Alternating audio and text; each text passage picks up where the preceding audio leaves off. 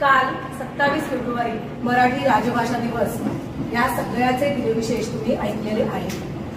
हा दिनविशेष फक्त तुम्हाला माहिती देण्यासाठी काल साजरा केला, पण आज खरा खुरा मराठी राजभाषा दिवस हा आपले विद्यार्थी आपल्या समोर वेगवेगळे कार्यक्रम सादर करून दाखवणार आहे आणि तुम्हाला त्यातून मराठी विषयीची आणखीन माहिती मिळणार आहे। तत्पूर्वी आज आपल्याला असं वाटेल की हे व्यासपीठ रिकामं का आहे, तर व्यासपीठ रिकामं नाहीये। आज आपल्या शाळेतले सगळे मान्यवर प्राचार्य श्री पाटील सर, उपप्राचार्य श्री उर्मले सर आणि पर्यवेक्षक श्री गावड सर हे सर्वजण 10वी आणि 12वीची बोर्डाची परीक्षा तर सुरू होईल त्या कामामध्ये बिझी असल्यामुळे आज आपल्या कार्यक्रमाचे सगळे मान्यवर हे तुमच्या खास परिचयाचे आणि तुमच्या अगदी जवळ असणारे आहे। मी शाळेतल्या ज्येष्ठ शिक्षिका श्रीमती उपश्राम मॅडम, श्रीमती संखे मॅडम, श्रीमती राठोड मॅडम आणि श्रीमती तानवडे मॅडम यांना व्यासपीठावर विराजमान होण्यासाठी आमंत्रित करते। प्लीज।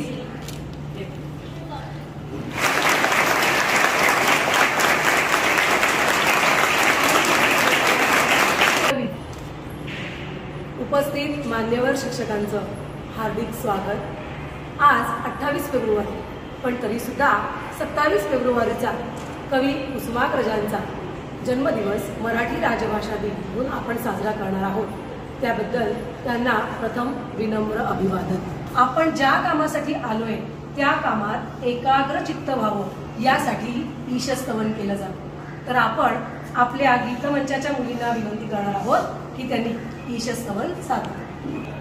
या कुंदे तुषार हार धवला, या शुभ्र वस्त्रामृता, या वीणा वरदंड मंडित करा, या श्वेत पद्मासना, या ब्रह्माच्युत शंकर प्रभुतिवी दैवै सदा वंदिता, सामा पातु सरस्वती भगवती, निशेष जाड्या पहा, निशेष जाड्या पहा, निशेष जाड्या पहा। या मुलींनी सादर केलेली प्रार्थना संस्कृत भाषेमध्ये होती। फार पूर्वीपासून संस्कृत भाषेमध्ये आपले सगळे वैदिक ग्रंथ लिहिले गेलेले आहेत, पण ही संस्कृत भाषा सर्वसामान्य लोकांच्या बोलीभाषेतली नव्हती। संस्कृत भाषा जगाशी कळेना म्हणून ज्ञानदेवांनीच काय केलं, पुढे भगवद्गीतेचं भाषांतर मराठीमध्ये केलं, ज्याला आपण ज्ञानेश्वरी म्हणून ओळखतो। 12व्या शतकाच्या उत्तरार्धापासून मराठी भाषेच्या विकासाला सुरुवात झाली। ज्ञानेश्वरांनी त्याचा पाया रचला आणि इतर संतांनी आपल्या ओव्या, अभंग, भारुड, गवळणी यातून त्यात भर घातली गेली।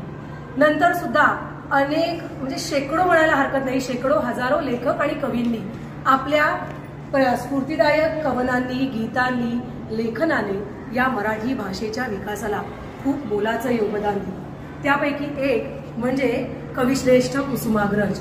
कविश्रेष्ठ कुसुमाग्रज यांनी स्वतःहून जे काही कार्य केलंय मराठी भाषेसाठी ते आपल्याला वर्णनात सांगता येणं तसं कठीणच आहे। शेकडो पुस्तकं त्यांनी लिहिली, अनेक ग्रंथ, कविता ह्या सगळ्यांचा त्यांचा दांडगा अभ्यास होता। यामध्ये त्यांनी इतकं महत्वाचं काम केलं की त्यांना ज्ञानपीठ पुरस्कार प्रदान करण्यात आला। संपूर्ण देशाच्या पातळीवर जो साहित्य क्षेत्रातला सर्वोच्च पुरस्कार म्हणून ओळखला जातो तो पुरस्कार त्यांना मिळाला। आणि हे कविश्रेष्ठ कुसुमाग्रज जे मराठीसाठी म्हणतात, माझ्या मराठी मातीचा लावा ललाटास किळा, हिच्या संगाने जागल्या दऱ्या खोऱ्यातील शिळा। या कविवर्यांची माहिती आपण ऐकूया की कुसुमाग्रज म्हणजे नेमके कोण आणि त्यांनी काय केलं। तुम्हाला आतापर्यंत त्यांच्या बऱ्याच कविता गेल्या, त्यांचा परिचय तुम्हाला आहे, पण आणखीन सखोल माहिती देण्यासाठी मी उपश्राम मॅडमला आमंत्रित करते, विनंती करते की उपश्राम मॅडम कुसुमाग्रजांची माहिती सांगा। इथले ज्येष्ठ शिक्षक सूर्यवंशी सर, खरं तर ही माहिती त्यांनी लिहिलेली आहे आणि ते तुमच्या समोर सांगणार होते, पण काही अडचण आल्यामुळे ते आज शाळेमध्ये आलेले नाहीयेत, त्यामुळे त्यांची माहिती मी आपल्यासमोर वाचून दाखवणार आहे। बघा, मराठी भाषा दिन महाराष्ट्रामध्ये आपण जन्मलेलो आहोत, म्हणजे आपल्या भाषेबद्दल आपल्याला अभिमान असला पाहिजे. इथून पुढे लक्षात ठेवायचंय की आपण मराठीतच बोलायचंय. समोरच्याला समजू दे नाही तर नको समजू दे, पण आपली मराठी भाषा आहे, त्या मराठी भाषेला दोन भाषा ज्या आहेत, हिंदी आणि इंग्रजी, ही काळाची गरज आहे, आपल्याला शिकणं गरजेचं आहे. पण पहिलं प्राधान्य आपल्या मराठी भाषेला द्यायचं. मराठी भाषा ही आपली राजभाषा आहे. तर या ठिकाणी सूर्यवंशी सरांनी लिहिलेलं जे आहे ते मी तुमच्या समोर वाचून दाखवणार आहे. मराठी राजभाषा दिन. पाठीमागे ऐकलं ते शेवटी लास्ट. मराठी राजभाषा दिन. माझ्या मराठी मातीचा लावा ललाटास टिळा, तिच्या संगाने जागल्या दऱ्या खोऱ्यातील शिळा. या ठिकाणी मान्यवर जे आहेत, आपल्यातल्या ज्येष्ठ शिक्षिका आहेत, कानवडे मॅडम आहेत, राठोड मॅडम आहेत, संखे मॅडम आहेत, त्या सगळ्या आपल्या परिचयाच्या आहेत आणि आपले सगळे शिक्षक वृंद.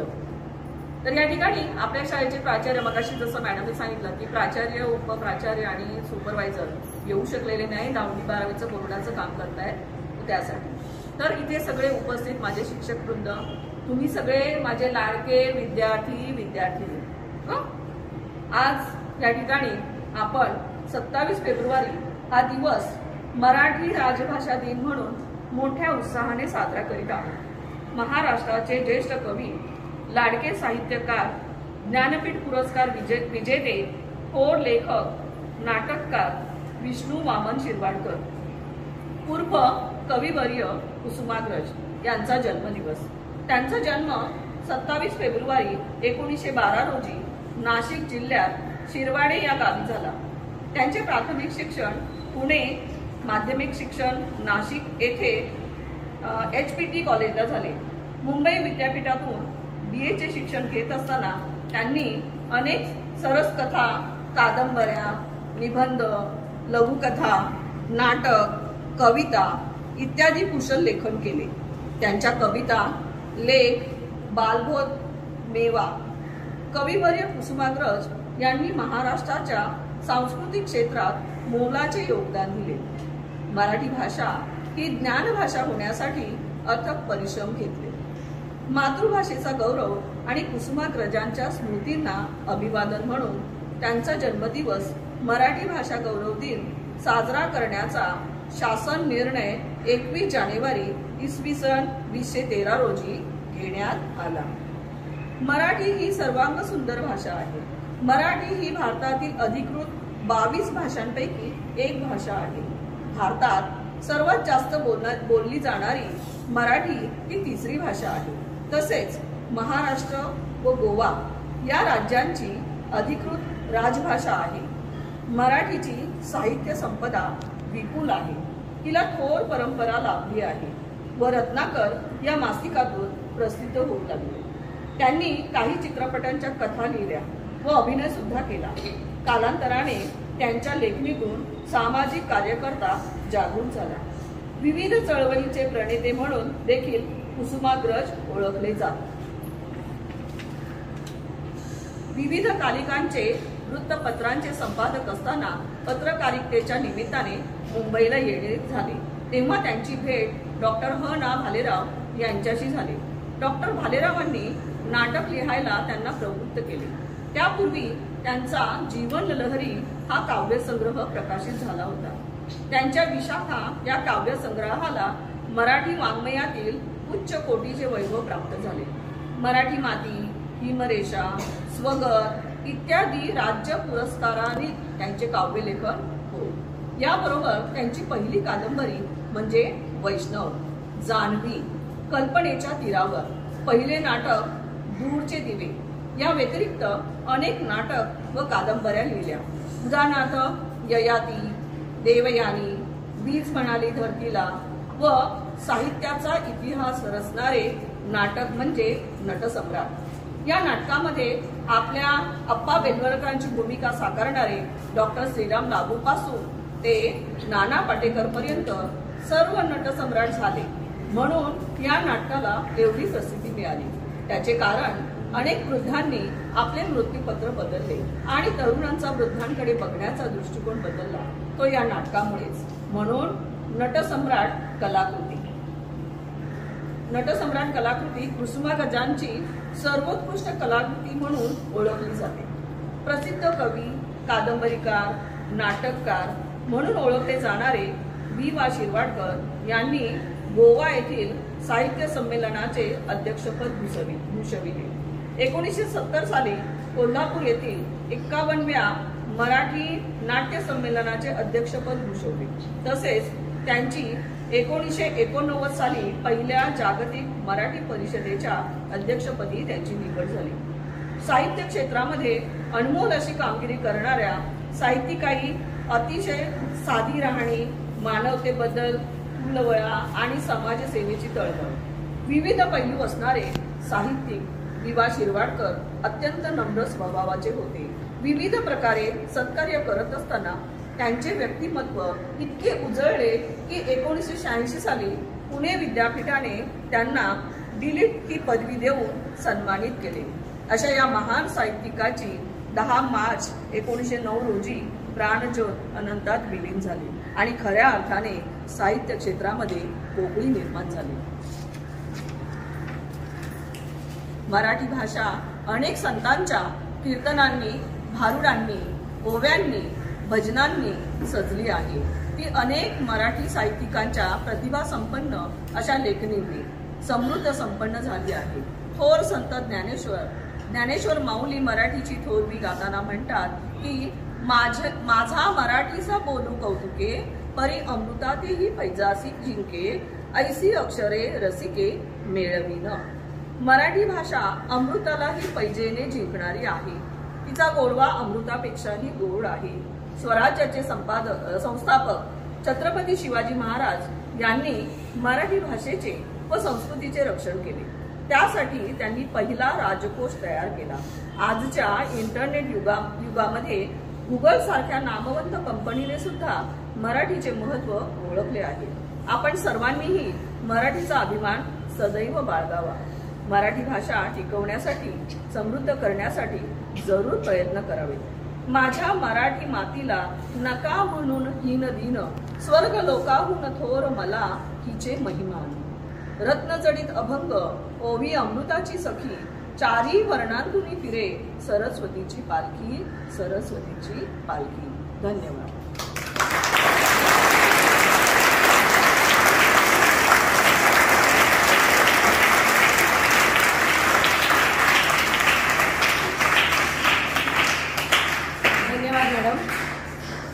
मॅडमचे आभार. कारण आत्ताच का मानतेय, कारण सूर्यवंशी सरांनी छान शब्दांकन केलं होतं, पण काही कारणांमुळे ते आज शाळेत येऊ शकले नाही आणि मॅडम ते वाचून दाखवायला सुद्धा तयार झाल्या. त्यामुळे मॅडमचे विशेष आभार. विद्यार्थी मित्रांनो, आत्ताच मॅडमनी कुसुमाग्रजांची महती सांगितली तुम्हाला. कुसुमाग्रजांच्या नंतर अनेक, म्हणजे आत्ता साधारणपणे 4 महाराष्ट्रातील लेखकांना ज्ञानपीठ पुरस्कार मिळालेले आहेत.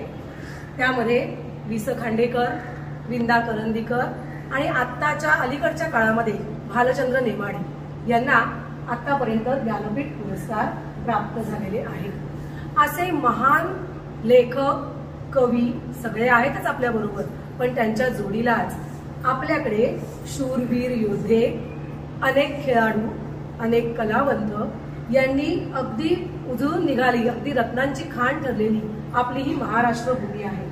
आणि मग आपण मराठी म्हणून जन्माला आल्याचा आपल्याला विशेष अभिमान वाटत राहतो.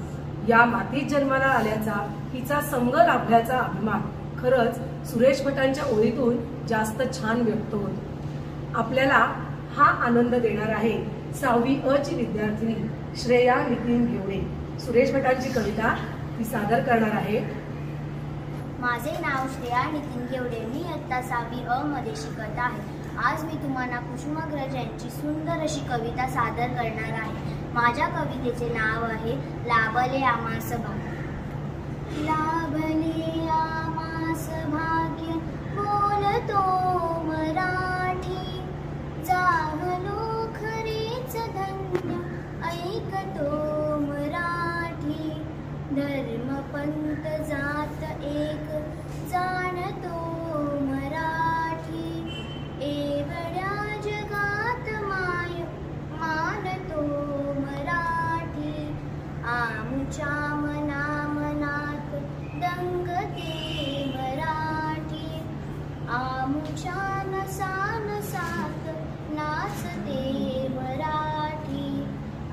आमुच्या पिला पिलात जन्मते मराठी, आमुच्या लहान ग्यात रांगते मराठी, आमुच्या मुला मुलीत खेळते मराठी, आमुच्या नसा नसात नाचते मराठी, आमुच्या कुला कुलात नांदते मराठी, आमुच्या कुला कुलात नांदते मराठी, एकल्या फुला फुलात हसते मराठी, एकल्या दिशा दिशात दाटते मराठी, एकल्या नगा नगात वर्षते मराठी, एकल्या पिकामधून डोलते मराठी.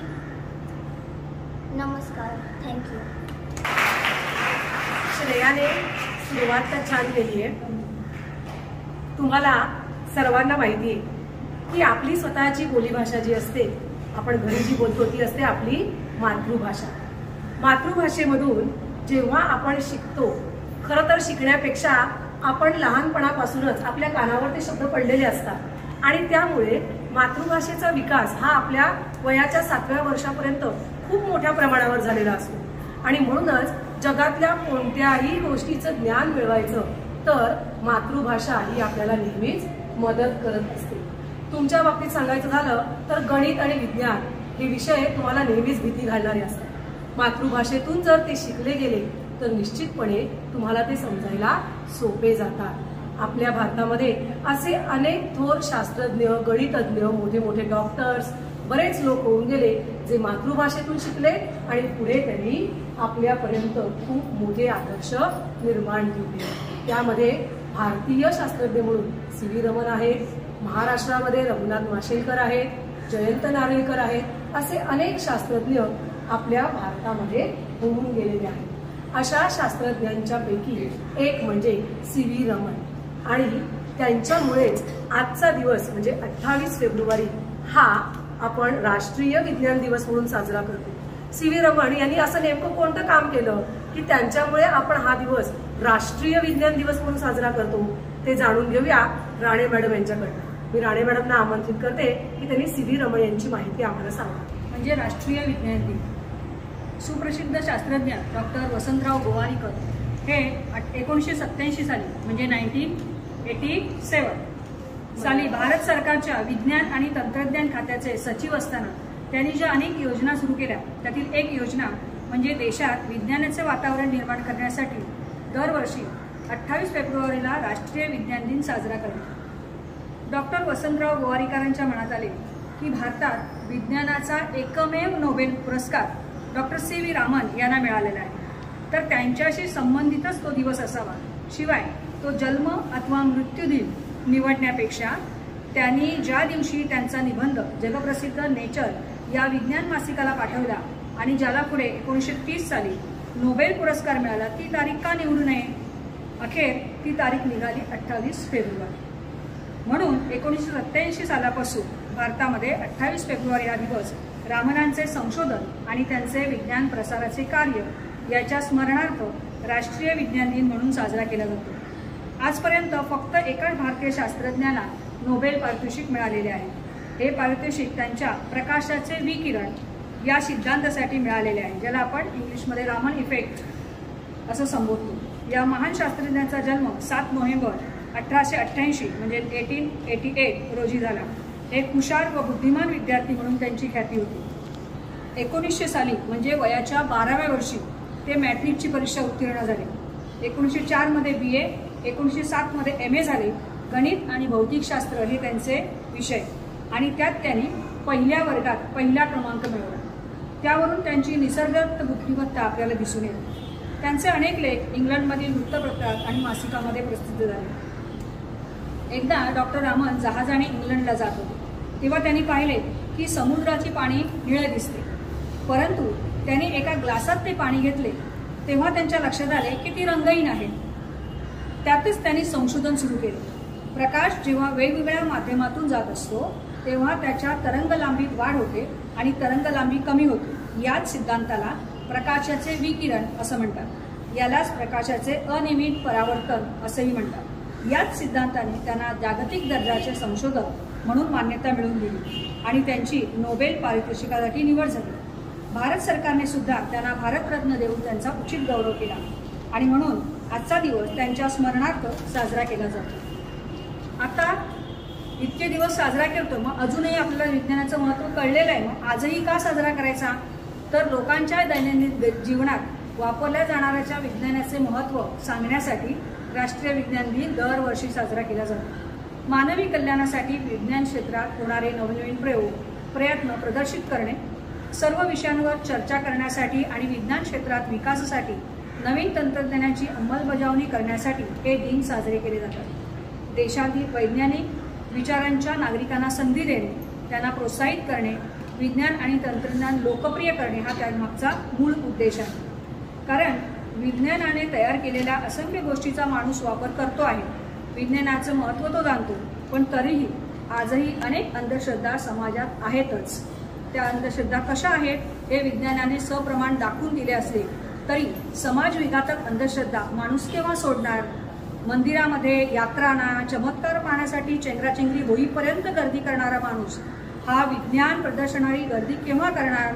वैज्ञानिक शास्त्रज्ञ यांना लोकांकडून मान सन्मान कधी मिळणार, जो आपण नेते आणि अभिनेते यांना नेहमीच देत असतो? या प्रश्नांची उत्तरं आपण शोधली पाहिजे. म्हणूनच वैज्ञानिक दृष्टिकोन मनात रुजवून, विज्ञानाची कास धरून, विज्ञानाच्या कसोटीवर सत्य पारखून घेऊन जीवन जगता आले पाहिजे. तर विज्ञान दिन साजरा करण्याचा हेतू सफल होईल. तेव्हा आजपासून विज्ञानाला, वैज्ञानिकांना, वैज्ञानिक ज्ञानालाच महत्त्व देऊन त्यांचा सन्मान करूया. धन्यवाद.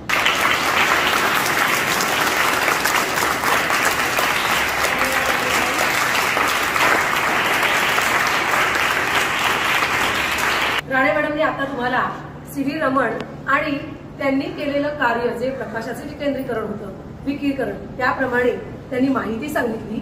पण त्याच्याबरोबर त्यांनी आणखी शेवटी एक गोष्ट सांगितली, ती म्हणजे तुमच्यामध्ये असलेला वैज्ञानिक दृष्टिकोन कसा जोपासायचा.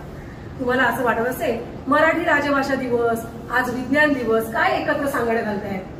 आपल्या जीवनामध्ये नेहमीच्या दैनंदिन काम करताना अनेक गोष्टी आपल्याला सहज एकमेकांशी जोडाव्या लागतात. त्यामध्ये तुम्हाला मराठी माध्यमाच्या 5वी इयत्तेमध्ये एक कविता आहे, असेच का, सगळ्यांना आठवली असेल, बरोबर आहे की नाही? बरोबर आहे. त्याच्यामध्ये किती सुंदर सुंदर आणि छोटे छोटे प्रश्न दिलेले आहेत. दिवसा तारे दिसतात का, रंगीत तारे असतात का, बरोबर आहे की नाही? किंवा असे अनेक प्रश्न त्याच्यात विचारलेले आहेत. का बरं हे प्रश्न आपल्याला पडत नाही? कुत्र्याची शेपूट वाकडी का, सर्दीत नाक गळते का, असे प्रश्न जेव्हा तुम्हाला पडतील तेव्हा खऱ्या अर्थाने तुमची शोधक वृत्ती जागृत होईल. आणि ही जेव्हा शोधक चिकित्सक वृत्ती जागृत होईल तेव्हा तुम्ही विज्ञान दृष्टिकोन जास्त मिळवाल.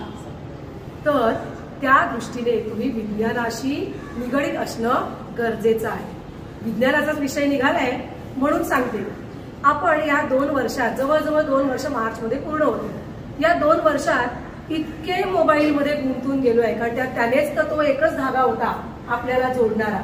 विद्यार्थी, शिक्षक, शाळा यांना जोडून ठेवणारा धागा होता तो म्हणजे मोबाईल.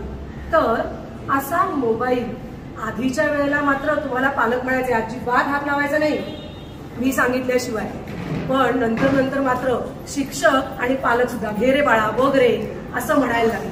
पण याच्या आधी जेव्हा तुम्हाला मोबाईलला हात लावायला मिळत नव्हता त्यावेळेला तुमच्यासारखी लहान मुलं मोठ्या भावंडांकडे मोबाईल बघितला की हट्ट करायचे, मलाही मोबाईल हवाय. असाच एक हट्ट आपल्या समोर एक मुलगी सादर करणार आहे. 7वी क मधील सिद्धी विनोद जाधव. ती म्हणते मला मोबाईल हवाय. सिद्धी विनोद जाधव, आज मी तुला सादर करीत आहे एक पात्राचे नाटक आहे आम्हालाही हवाय मोबाईल. माझं एकदा ऐक ना गाई, मी आता मोठी झाली असं तूच नाही का म्हणालीस? मग मलाही सगळ्यांसारखा एक छानसा मोबाईल फोन पाहिजे की नाही? कसल्यासाठी म्हणजे काय, बोलायसाठी असतो ना मोबाईल फोन. वा गंमतच आहे, ताईने मागितला की लगेच मिळतो फोन. दादा तर कॉलेजला सुद्धा घेऊन जातो फोन. बाबांकडे 2 फोन असतात आणि आम्ही मागितला म्हणणे गरज काय त्याची. ए तायडे, तू उगीच काही बोलू नकोस हा. जेव्हा तुला फोन भेटलेला तेव्हा मी काय बोलले होते काय ग? हा आम्हाला महत्वाची कामं असतात, आम्हाला महत्वाचं बोलायचं असतं. दादाचा फोन मी घेते कधी कधी, पण तो फक्त गेम खेळण्यासाठीच ग. बोलायचं असेल तर काय करावं बरं? अगं आई, पुढल्या महिन्यात माझा वाढदिवस येतोय ना, तेव्हा सगळ्या मित्रमैत्रिणींना बोलण्यासाठी किती मजा येईल बरं. हॅलो, उद्या माझा ना वाढदिवस आहे. हा, तू संध्याकाळी येशील का माझ्या घरी? गच्चीवर आहे. हा हो. अगं, तू जरा लवकर येशील ना? हा, जरा घरी काम होतं. हा, चल बाय. आपण खूप धमाल करू, चल. अगं, अशी खूप कामं करता येतात अशी. अगं आई, अचानक कधीतरी शाळेतून सुट्टी घ्यावी लागली तर उगाची सरांची बोलणी ऐकावी लागतात. त्यापेक्षा पप्पा कसे घरातूनच फोन करतात, तसं आपण शाळेतून सरांना फोन करायचा. Hello sir, good morning sir. हा, आज मला सुट्टी मिळेल का? हा, घरी महत्वाचं काम होतं. हो सर. हा, मी उद्याच नक्की येईन शाळेत. Thank you sir. वाव, किती असं कामं करता येतात. तू सांग ना ग बाबांना फोन घ्यायला. तू ताईच्या वेळी नाही का तूच सांगितलेलं, ताई तुझी काय लाडकी आणि मी काय दोडकी आहे काय ग? आणि तू ताई तुझी काय लाडकी आणि मी काय दोडकी आहे काय ग? जेव्हा तुला फोन नाही म्हणून मला पण नको का? अगं, मला फोन भेटला की आपण दोघं मिळून वापरू. ए आई, आजी, तू रागू नकोस आईला. काय म्हणतेस? आत्ताच्या मुलांना भानच नाही की फोनवर किती बोलायचं आणि किती नाही. अगं आई, या मोबाईलमुळे किती संपर्क करता येतात. तसंच हा, तू म्हणतेस ते खरं, पण तशी मोठी माणसं करतात. आम्ही मुलं अशी करणार नाही. तुम्ही देऊन तरी बघा आमच्या हातात फोन, बघा काय होतं ते.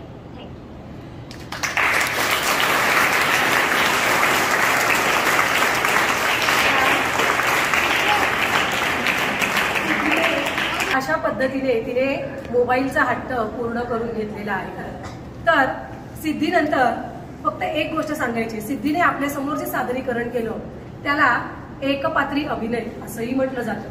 काही ठिकाणी थोडी लांबली आणि एकाच अंकात संपणारी छोटीशी आशयपूर्ण नाटिका असेल तर तिला एकांकिका म्हणतात. आपल्या मराठी भाषेमध्ये जे काही लेखन झालेलं आहे, कविता असतील, कथा, कादंबऱ्या, आत्मचरित्र, चरित्र, ह्या सगळ्यांमध्ये विविध अशा 9 रसांचा वापर केला जातो आणि हे 9 रस वेगवेगळ्या पद्धतीने मांडले जातात. वीर, हास्य, शृंगार, करुण, रौद्र, बिभत्स, भयानक असे एकूण 9 प्रकारचे रस आपल्या वाङ्मयामध्ये आढळतात आणि हे रस आपल्याला त्याप्रमाणे स्फूर्ती, दुःख, हास्य जे काही व्यक्त केलेलं असतं ती भावना आपल्यामध्ये निर्माण करतात. तर आपल्याकडे आणखीनही गाण्यांमध्ये असे वेगवेगळे प्रकार आढळतात. जसे 9 रसांची गाणी असतात तशी गाण्यामध्ये आणखीन वेगवेगळे प्रकार कोणते असतात? तर काही भक्तिगीतं असतात, काही भावगीतं असतात, काही स्फूर्तिगीतं असतात, काही अभंग असतात, तर काही ओव्या असतात. आपल्याला भक्तिगीतं ऐकायला आवडतात. एक भक्तिगीत आपल्या समोर सादर करणार आहे इयत्ता 7वी अ मधील विद्यार्थिनी अवंती हेमंत राणे. माझे नाव अवंती हेमंत राणे आहे. मी इयत्ता 7वी अ मध्ये शिकत आहे. ओम स्वामी समर्थ, ओम स्वामी समर्थ, ओम स्वामी समर्थ, ओम स्वामी समर्थ. अक्कल कोटी ध्यान लागले, अक्कल कोटी ध्यान लागले.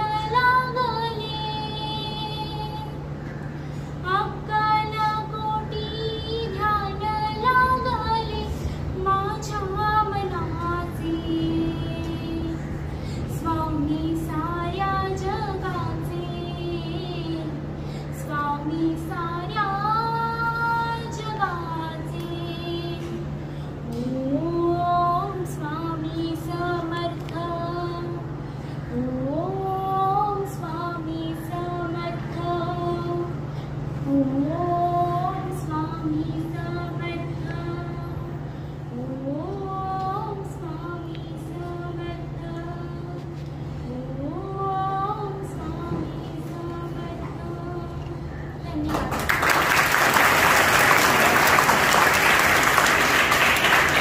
या खूप सुमधुर गीताने, भक्तिगीताने आपण अगदी भक्तिरसात न्हावून निघालेलो आहोत. भक्तिरसात न्हावून निघालोच आहोत तर एका पुरातन काळात आपण जाऊया. त्या काळामध्ये सुद्धा काही संत महंत होऊन गेले. मगाशीच मी सुरुवातीला सांगितलं की ज्ञानेश्वरांनी ज्ञानेश्वरी लिहिली, पण जरी ज्ञानेश्वर संत असले तरी सुद्धा आजूबाजूच्या समाजाचा परिणाम त्यांच्या मनावरही होत होता. अशा वेळेला जर ते उद्विग्न झाले, निराश झाले, तर त्यांची लहान बहीण असून सुद्धा मुक्ताबाई त्यांना सतत आधार देत असत. आणि म्हणूनच आता आपल्या समोर सुद्धा असं एक भक्तिरसाने ओठंबलेला छोटासा अभिनय सादर करणार आहे इयत्ता 5वी ब ची विद्यार्थिनी अदिती संतोष साळवी. नमस्कार, माझे नाव अदिती संतोष साळवी. मी इयत्ता 5वी ब मध्ये शिकते. आज मी तुमच्या समोर ज्ञानेश्वरांच्या जीवनातील एक प्रसंग सांगणार आहे.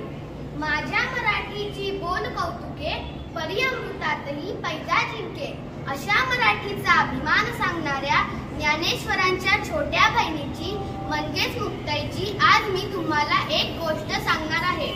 वेळ दुपारची. ज्ञानेश्वर माधुकरी मागत होते. झोळीत थोडेसे पीठ होते, पण 4 भावंडांना पुरेसे नव्हते.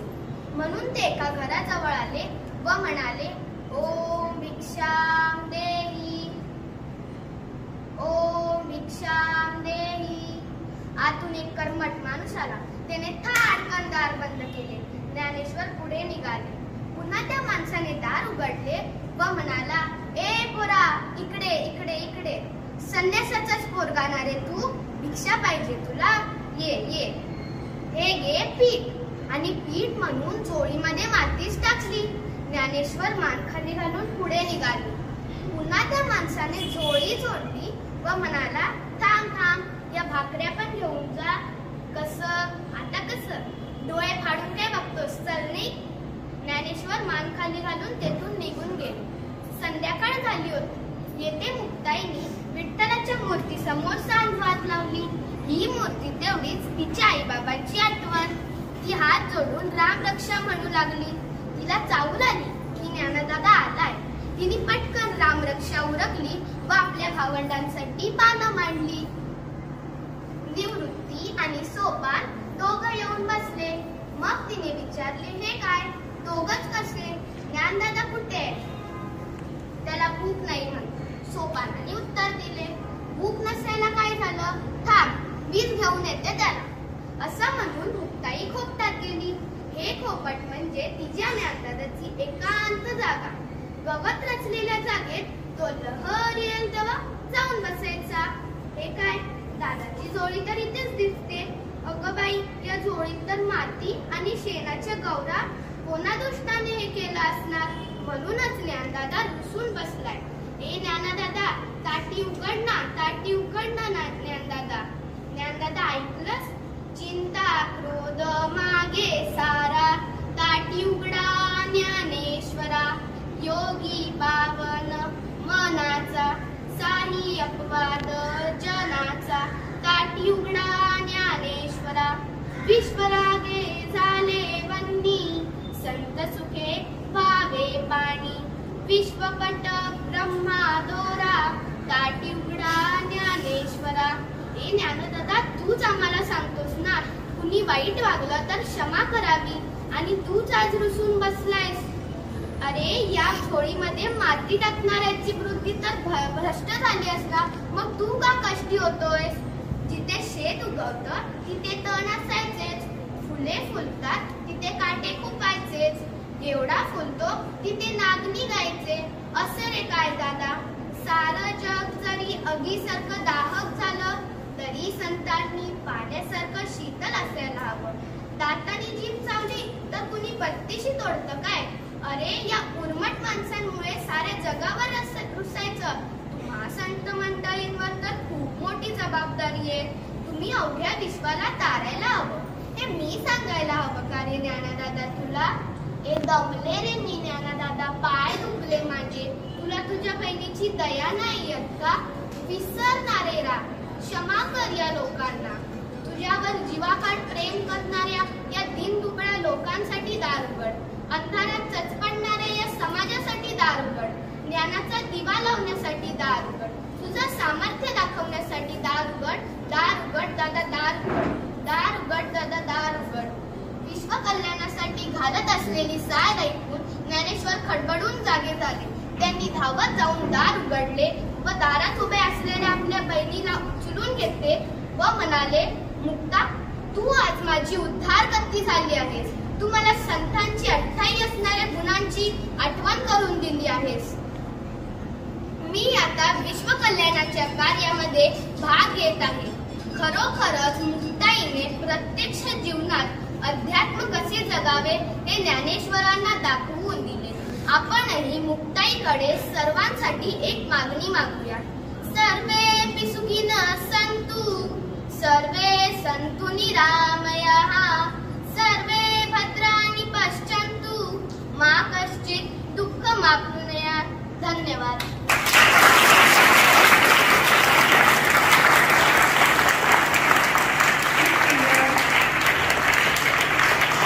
ज्ञानेश्वरांना उद्बोधनासाठी गायले गेले त्या दिवशी तेच ताटीचे अभंग म्हणून प्रसिद्ध आहे. तर अशा पद्धतीने आपल्या महाराष्ट्रामध्ये अनेक संत सज्जन मंडळी होऊन गेली.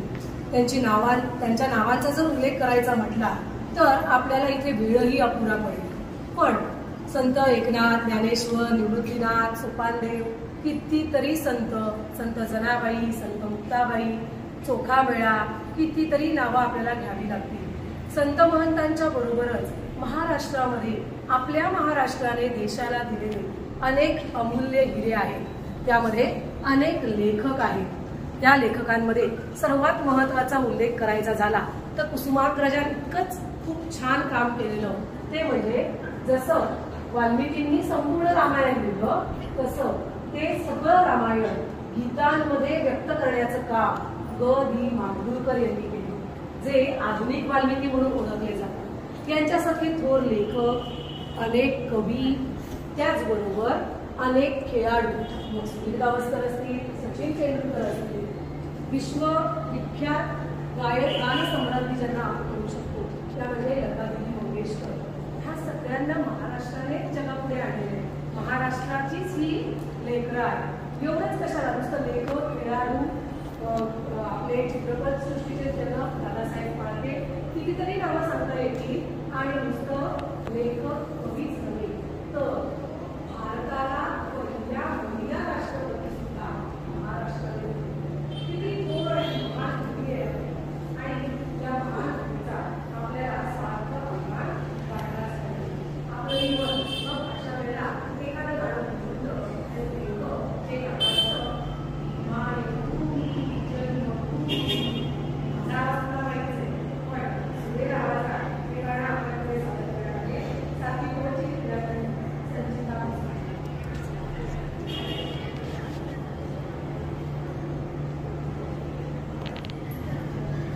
नमस्ते, माझे नाव संचिता प्रकाश मुसकुरे. आज मी तुम्हाला एक गीत सादर करून दाखवणार आहे. त्या गीतचे नाव आहे ही मायभूमी.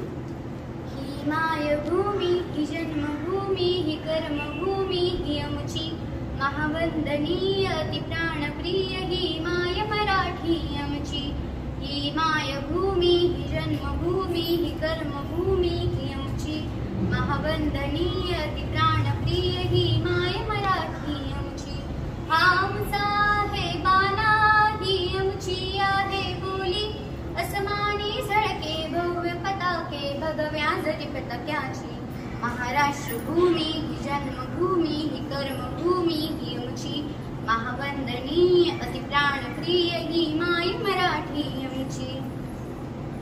दाखट देशा कणखर देशा दगडांच्या देशा प्रणाम माझा घ्यावा हे श्री महाराष्ट्र देशा. भीमा वरदा कृष्ण कोयना भद्रा गोदावरी एकपणाचे भरती पाणी मातीच्या घागरी. योग्यांची अणसंतांची भक्तांची माळकऱ्यांची हे देवदेश अणधर्मासाठी प्राण वेचणाऱ्यांची योधांची अणवीरांची तलवारीच्या पातांची देशाचे रक्षण करण्यासाठी प्राण वेचणाऱ्यांची ही भूमी सप्तसुरांची, रंगांची, अष्टकलांची, काव्याची, शास्त्र विनोदाची, ही भूमी साहित्याची. महाराष्ट्र भूमी ही जन्मभूमी, ही कर्मभूमी ही आमची. महावंदनीय अतिप्राणप्रिय ही माय मराठी आमची. ही मायभूमी ही जन्मभूमी, ही कर्मभूमी ही आमची. महावंदनीय अतिप्राणप्रिय ही माय मराठी आमची. नमस्कार.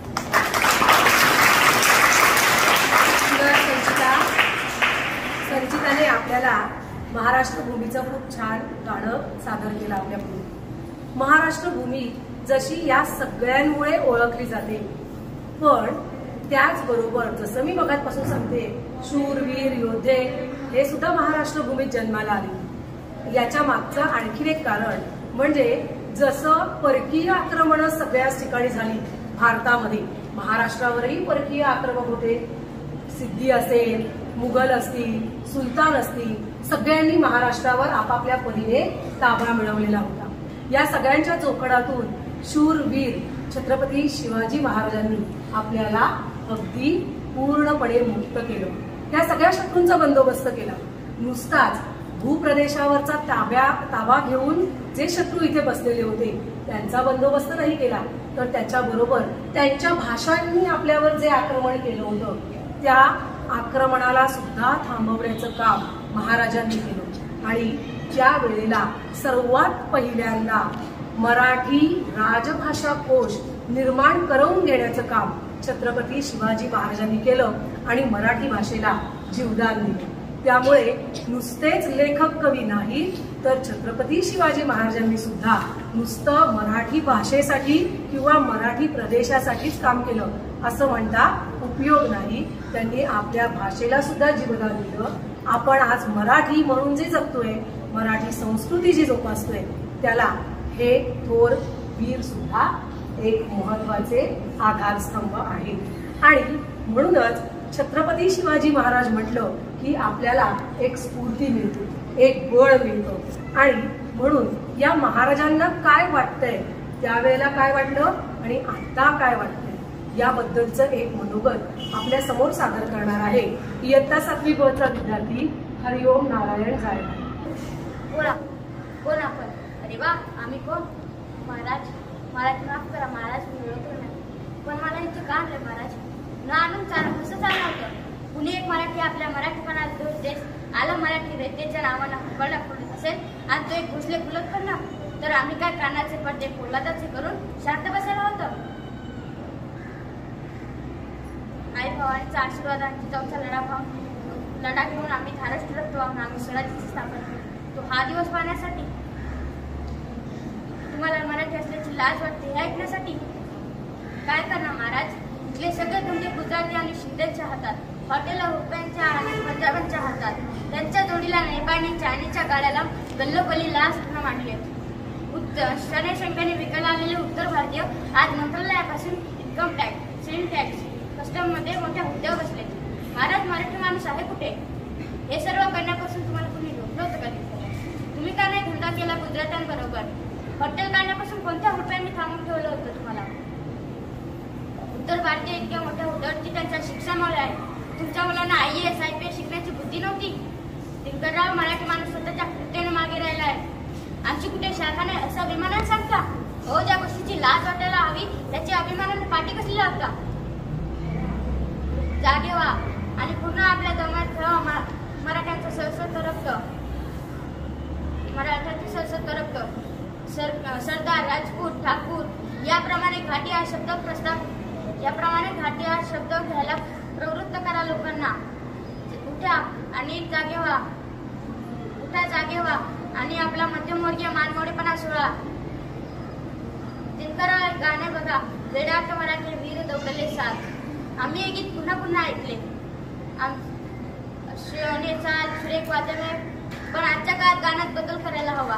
आमचा लाखो करोडो लोकांचा बलूक आणि वेडात मराठी वीर दौडले साथ फक्त साथच, बाकीचे कुठे गेले?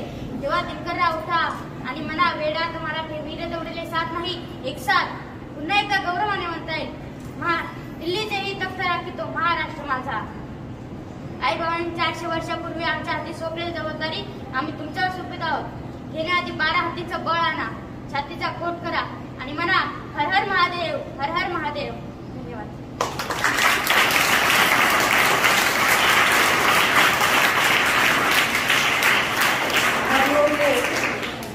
चांगला प्रयत्न केला. शिवाजी महाराजांना आत्ताच्या काळात काय दुःख वाटत असेल हे त्यानं इकडे व्यक्त केलं.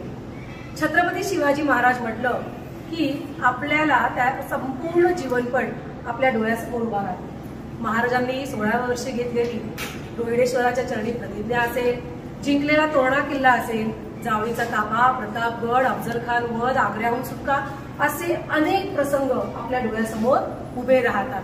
आणि मग हे प्रसंग काही कवींनी कवनांमध्ये रचून लिहिलेले असतात, ज्याला आपण पोवाडा म्हणतो. असाच एक पोवाडा 7वी अ चा विद्यार्थी सादर करणार आहे.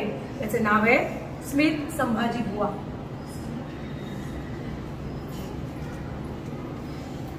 माझे नाव स्मित संभाजी बुवा आहे.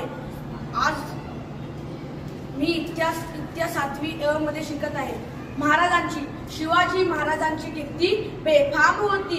महाराजांची कीर्ती बेफाम, भल्या भल्यांना फुटला घाम.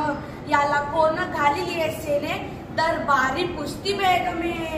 बडी बेगा म्हणजे आली आदिलशहाची आई बरं का. नजरेत तिच्या अंगार, दरबार झाला गपगार. कुणी घेईना पुढाकार, साऱ्यांनीच मानली हार. इतक्यात अचानक एक सरदार उठला आणि बोलला, हम लाएंगे शिवाजी को. आणि त्यानं विडा उचलला. नावतेचा बुजल खान, नावतेचा बुजल खान. चिता जागता जणू शैतान. खान बोलला छाती ठोकून, शिवबाला टाकतो चिडून. कौतिक झाले दरबाराचे, खान निघाला मोठ्या दुर्मीत. त्याचा घोडदड पायदड, फौज फाटले बक्कळ. आणि 10 हत्तीच बळ, पाहणारा काफीच चळ. वाटेत भेटे त्याला चिडी, ठेचीत खानाची सेना निघाली. गावं लुटली, देऊळ उद्ध्वस्त केली, आया बहिणींची आबरू लुटली. कोण कोण रोखणार हे वादळ. आता शिवबाचं काय खरं नाही. इकडं निजाम, इकडं मुघल, पलीकडं इंग्रज. जो तो हेच बोलू लागला. इतक्या जिजामाता आल्या आणि म्हणाल्या, एका मातेने पुत्र गमावला तरी 72, परंतु भ्याडपणे पळून जाऊन या मराठी मुलकाचा स्वाभिमान गमवता कामा नये. अशा वाघिणीचा तो छावा, अशा वाघिणीचा तो छावा. गनिमान कसा ठेचावा, डोक्यात गणी मी कावा. भेटीचा धाडला सांगावा. प्रतापगडावर आमने सामने भेटीचा सांगावा. खानानं हसत हसत कबूल केलं.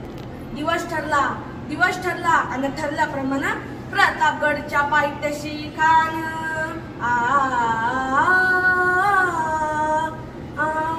प्रतापगडच्या पायथ्याशी खान, प्रतापगडच्या पायथ्याशी खान. प्रतापगडच्या पायथ्याशी खान आला बेगुमान. नाही त्याला जाण शिवाजी राजाच्या करामतीची, शिवाजी राजाच्या करामतीची. त्यासनी नाही जाणीव शक्तीची, त्यासनी नाही जाणीव शक्तीची. करील काही कल्पना युक्तीची, जी करील काही कल्पना युक्तीची. जी साठी छान उभारीला, भेटीसाठी छान उभारीला. नक्षीदार शामियान्याला, नक्षीदार शामियान्याला. आणि अशा शामियान्यात खान दौलत डुलत आला, खान दौलत डुलत आला. सय्यद बंदा त्याच्या संगतीला, सय्यद बंदा त्याच्या संगतीला. शिवबाच्या संगटी महाळा, शिवबाच्या संगटी महाळा. राजाला पाहून खान म्हणतो कसा, आओ शिवाजी आओ, हमारे गले लग जाओ आओ. खान हाक मारी तो हसरी, खान हाक मारी तो हसरी. रोखून नजर गहिरी, जी राजी रजी, जी जी जी राजी रजी, जी जी जी. खानानं राजाला आलिंग दिलं आणि दगा केला. खानदाभिमान मान्याला, खानदाभिमान मान्याला. कट्यारीचा वार त्यानं केला, कट्यारीचा वार त्यानं केला. खर खर वाज झाला, खर खर वाज झाला. चिलखत होतय अंगाला, चिलखत होतय अंगाला. खानाचा वार फुका गेला. खान एडबडला. इतक्यात महाराजांनी पोटामंदी बिछवा ढकलला, पोटामंदी बिछवा ढकलला. वाघनखाचा मारा केला, वाघनखाचा मारा केला. टरा फाडलं पोटाला, टरा फाडलं पोटाला. ओताळा गेला खानाचा, कोतळा बाहेर आला. जी जी बाहेर आला जी जी जी. धन्यवाद.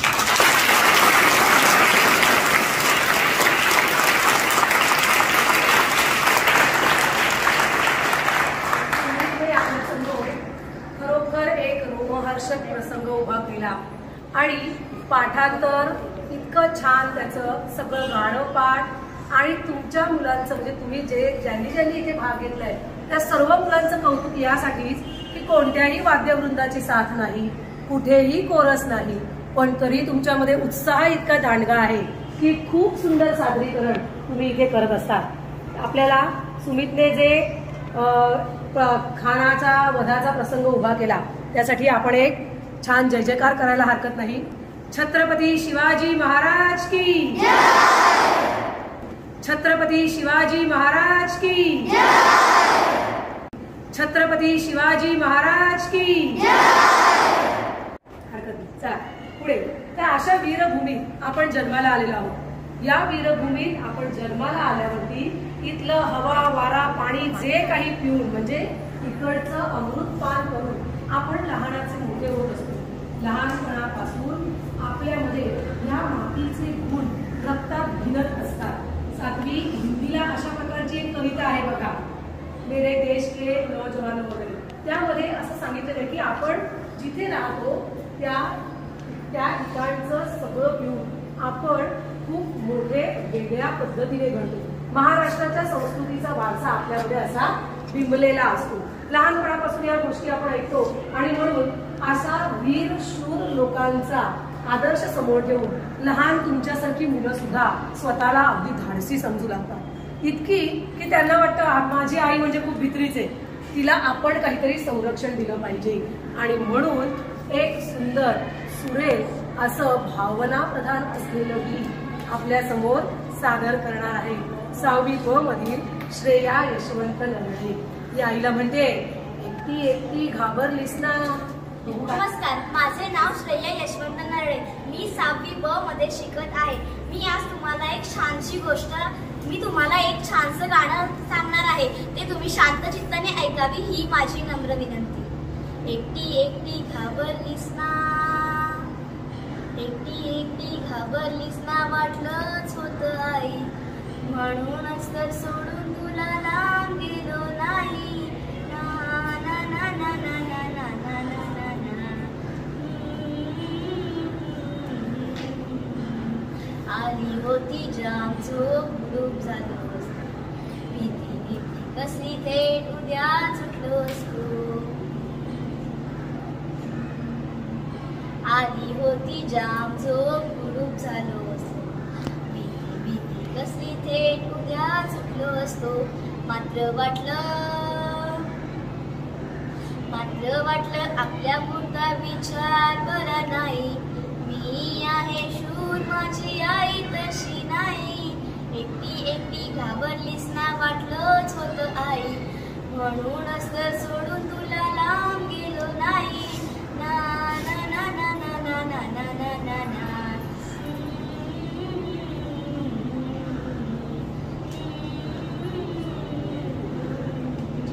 खिडकी वाजली नुसती तरी धडपडून उठेल, घाबरून जाईल, अंधारात रडत बिडत बसेल. म्हणून आलो आता काही घाबरायचं नाही. कुशीत घेऊन झोप मला म्हणजे काळजी नाही. ना ना ना ना ना ना ना ना ना ना.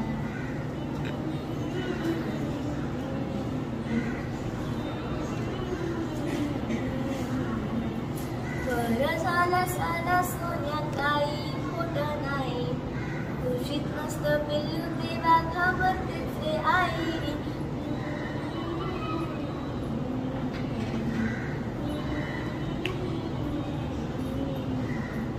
विचारांनी साऱ्या कसं गलबलायला होतं. अंधार असतो फार मोठा, पिल्लू असतं छोटं. नाजूक नाजूक त्याचा जीव, नाजूक नाजूक मन. गोरी का सोसेल कसे भविष्याचे गण. माझा आहेस अजून ये रे माझ्या पाशी राहा. अंगाईच्या खुशीमध्ये छान स्वप्न पहा. मोठी होतात मुलं, मोठी होतात मुलं आई मोठी होत नाही. खुशीत नसतं पिलू तेव्हा घाबरतेच रे आई.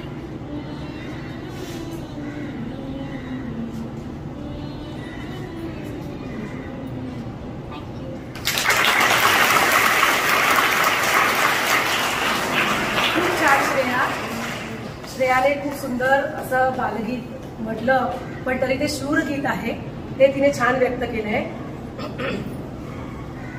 आपले आद्य कवी वि. म. कुलकर्णी म्हणतात, माझ्या मराठीची गोडी मला वाटते अवित, माझ्या मराठीचा छंद मला नित्य मोहवी.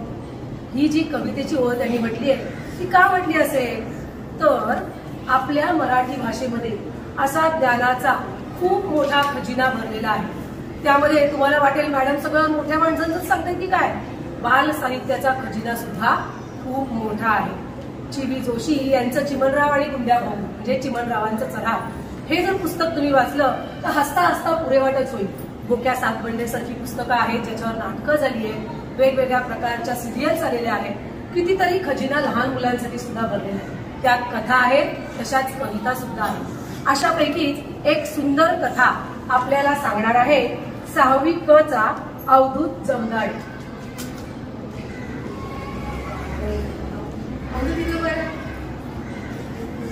नमस्कार, माझे नाव अवधूत अमोल जमदाडे. मी आता 6वी मध्ये शिकतो. आज मी तुम्हाला पुढच्या मागची गोष्ट सांगणार आहे.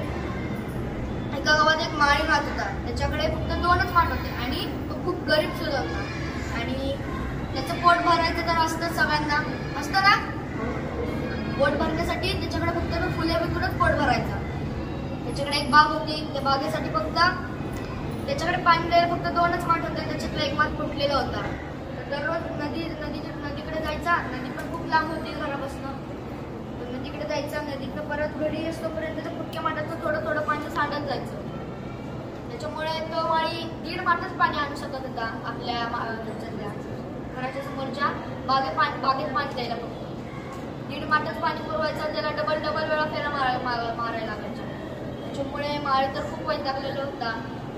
पण नंतर त्याला त्या गोष्टीचा दुःख नाही वाटलं माळीला. पण तो जो चांगला माठ होता ना तो चिडवायचा त्याला फुटक्या माठाला, कारण की तो फुटलेला होता. आणि त्याच्यामुळे माळ्याला सारखं काम करायला लागायचं. त्याला डबल हेलपाटे मारायला लागायचे. मग असं काही दिवस चाललं. तो चांगला माठ फुटक्या माठाला चिडवत राहायचा. एक दिवस तो फुटका माठ खूप वैतागला आणि माळ्यांकडे जाऊन माफी मागायला लागला. माळीला म्हणला, माळी दादा मला माफ कर, माझ्यामुळे तुला खूप काम करायला लागतं.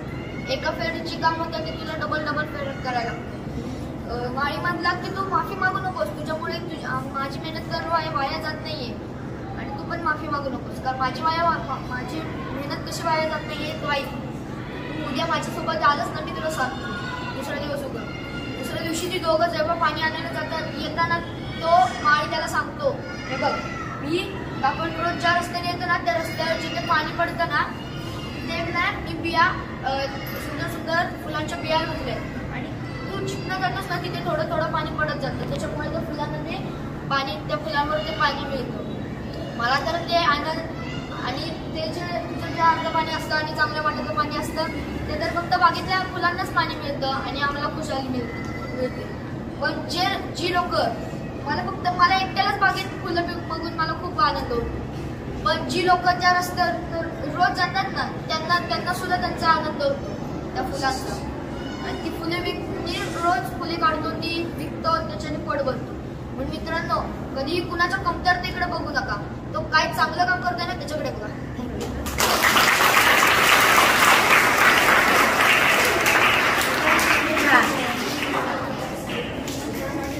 आपल्याला खूप सुंदर कथा ऐकायला मिळाली, त्याने ती वाचली होती, हे महत्वाचं आहे. तुम्ही लक्षात ठेवा, अशा अनेक छोट्या मोठ्या बोधकथा मराठी भाषेमध्ये आहेत. त्या वाचत चला, आपल्याला जीवनासाठी प्रेरणा मिळते. कोणते चांगले गुण आपण आत्मसात केले पाहिजेत हे सुद्धा आपल्याला अशा वेगवेगळ्या अवांतर वाचनामुळे समजत असतं. कथा सांगणं किंवा कथा वाचन हा जसा एक भाग आहे, तसाच मराठी साहित्यामध्ये कविता वाचन किंवा सादरीकरण हा एक महत्वाचा भाग आहे. जसं मयुरेशने आपल्याला इथे एक कथा सांगितली तसंच एक कविता सादर करायला आपल्या समोर येणार आहेत 7वी अ मधील धनश्री महादेव चिंदल.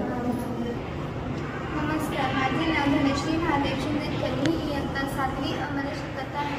आज मी तुम्हाला मराठी राजभाषा दिनानिमित्त स्वातंत्र्यदिनाची विनवणी ही कविता ऐकवणार आहे. 50ची उमर गाठली अभिवादन मज करू नका, मीच विनविते हात जोडून वाट वाकडी धरू नका.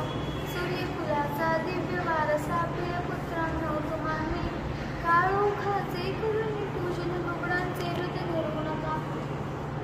अज्ञानाच्या गळ्यात माळा अभिमानाच्या घालू नका, अन्नप्रदांच्या खुजट कोटरी दिवामिता समजळू नका. जुनाट पाने गुळून पालवी नवी फुटे हे ध्यानी धरा, 21वे शतक सामोरी 16व्या स्तव रडू नका. वेतन खाऊन काम टाळणे हा देशाचा द्रोह असे, करतील दुसरे बघतील तिसरे असे सांगून सुटू नका. जनसेवेत्सव असे कचेरी ती डाकूंची नसे गुहा, मेजा खालून मेजावरतून द्रव्य कुणाचे लुटू नका. बोतट पुतळे पदापदावरही थोरांची विडंबना, कणभर त्यांचा मार्ग अनुसरा वांच गोडवे गाऊ नका. सप्तातारक सुधा असे पण सुधा हे मार्ग साज बने, करीन मंदिरी मी मदिराले अशी प्रतिज्ञा घेऊ नका. प्रकाश पेरा आपल्या भोवती दिवा दिव्याने पेटत असे, इथे भ्रष्टता तिथे नष्टता शंकच पोकळ फुंकू नका. पाप कृष्णता पुण्य सदैता संत वाक्य हे सदा स्मरा, भलेपणाचे कार्य उगवता फुटे दयावर भुंकू नका. गोरगरीबा छळू नका, पिंड पुकाचे गिळू नका, कुणी जनांवर चढू नका. कुणी कुणाचे दिसता किंचित देत दवंडी फिरू नका. मीच विनविते हात जोडून वाट वाकडी धरू नका. परभाषेतही व्यापारंगत ज्ञान साधना करा तरी, माय मराठी मरते इकडे परकीचे पदचे नका. भाषा मरता देश हिमंत संस्कृतीचाही दिवा विजे, गुलाम भाषिक होऊन आपल्या प्रगतीचे शिरका नका. कलम करी तरी सालभर संचिंग्याचा ताणू नका. सरस्वतीच्या देवळातले स्तंभ घनाने तोडू नका. पुत्र पशु समव्यक्ती ते नरगराधम गणातया, परविक्ताचे असे लुटारू नाते त्याशी जोडू नका. स्वच्छ साधना करा धनाशी वैरागी पण नसे बरे, सदन आपुले करा सुशोभित दुसऱ्याचे पण जाळू नका. आहे आपल्यासाठी की आपण यापुढे आता कसं जगलं पाहिजे, कसं वागलं पाहिजे. आपली मराठी भाषा आपली संस्कृती आपण टिकवून ठेवली पाहिजे आणि ही भाषा म्हणजे आपली स्वतःची मातृभाषा जपता जपता इतर भाषा सुद्धा आपण आत्मसात केल्या पाहिजे. पण त्याबरोबर आपल्या भाषेला मात्र विसरता कामा नये. आता हा मराठी भाषेचा अभिजात दर्जा टिकवून ठेवायचा असेल तर नेमकं काय करावं लागेल. तुम्ही पाठ्यपुस्तकात बरेच धडे वाचता, अनेक कवितांचा अभ्यास करता शालेय आणि पुढे महाविद्यालयीन काळात. त्या सगळ्या धड्यांचा अभ्यास केल्यानंतर त्यातून सुद्धा काही कलाकृतीची निर्मिती करता येऊ शकते हे जाणवणं हा सुद्धा एक चांगला अभ्यास आहे. अशाच पाठ्यपुस्तकातील एका धड्यातून सृजनाची निर्मिती केली आहे वेदिका नानू कोळी हिने. 7वी क ची विद्यार्थिनी. हिने 6वीच्या मराठीच्या पाठावरती एक छोटीशी एकांकिका केली. पाहूया काय करते वेदिका.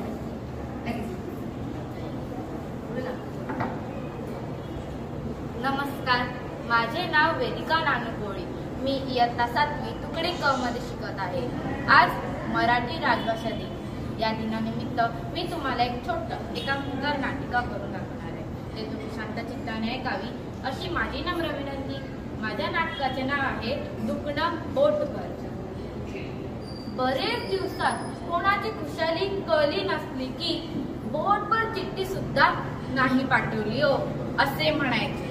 आमच्याच वाड्यातलाच एक बाई भावजईनं बोटभर चिंधी सुद्धा नाही दिली हो अशी तक्रार करायचे.